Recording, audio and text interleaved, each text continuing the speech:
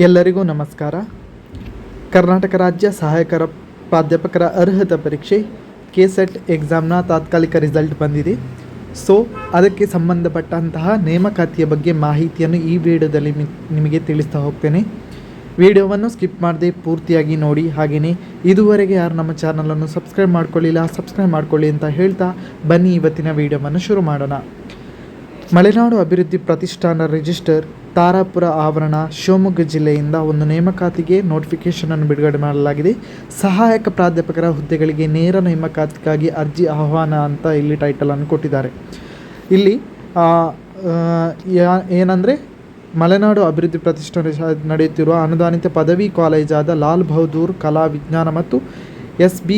ಸೋಬಲನ್ನ ಶೆಟ್ಟಿ ವಾಣಿಜ್ಯ ಮಹಾವಿದ್ಯಾಲಯ ಸಾಗರ ಶಿವಮೊಗ್ಗ ಜಿಲ್ಲೆ ಇಲ್ಲಿ ಖಾಲಿ ಇರುವ ಸಹಾಯಕ ಪ್ರಾಧ್ಯಾಪಕರ ಅನುದಾನಿತ ಹುದ್ದೆಗಳನ್ನು ಸರ್ಕಾರಿ ಪತ್ರ ಸಂಖ್ಯೆ ಎಲ್ಲ ಕೊಟ್ಟಿದ್ದಾರೆ. ಅದರ ಬೇಸ್ ಮೇಲೆ ಇಲ್ಲಿ ನೇಮಕಾತಿಯನ್ನು ಕರೆದಿದ್ದಾರೆ. ಸೊ ಯಾರೆಲ್ಲ ಇಲ್ಲಿ ಪಾಸಾಗಿದ್ದಾರೆ, ಕೆಸೆಟ್ಟಲ್ಲಿ ಪಾಸಾಗಿದ್ದಾರೆ ಅಥವಾ NETಯಲ್ಲಿ ಪಾಸಾಗಿದ್ದಾರೆ, PhD ಮಾಡಿಕೊಂಡಿದ್ದಾರೆ, ಇಲ್ಲಿ ಅರ್ಜಿಯನ್ನು ಸಲ್ಲಿಸಲಿಕ್ಕೆ ಇಲ್ಲಿ ಅವಕಾಶವನ್ನು ಮಾಡಿಕೊಡಲಾಗಿದೆ.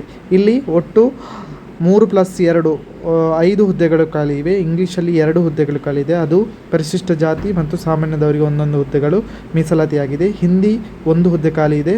ಏಕವ್ಯಕ್ತಿ ವಿಭಾಗ ಅನ್ವಯಿಸುವುದಿಲ್ಲ ಅಂತ ಹೇಳಿ ಕೊಟ್ಟಿದ್ದಾರೆ.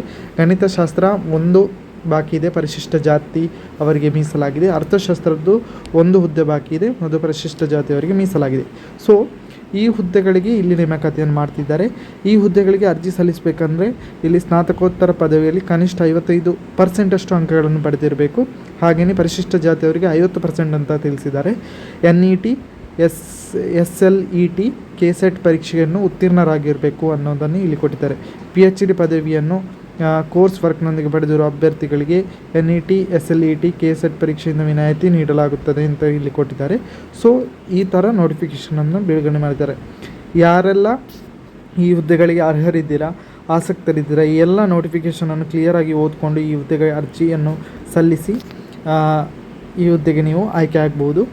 ಸೊ ಇದಿಷ್ಟು ಇವತ್ತಿನ ಮಾಹಿತಿ. ಈ ಮಾಹಿತಿ ನಿಮಗೆ ಇಷ್ಟ ಆಗಿದೆ ಲೈಕ್ ಮಾಡಿ, ಹಾಗೆಯೇ ಶೇರ್ ಮಾಡಿ, ಸಬ್ಸ್ಕ್ರೈಬ್ ಮಾಡ್ಕೊಳ್ಳಿ ಅಂತ ಹೇಳ್ತಾ ಎಲ್ಲರಿಗೂ ನಮಸ್ಕಾರ.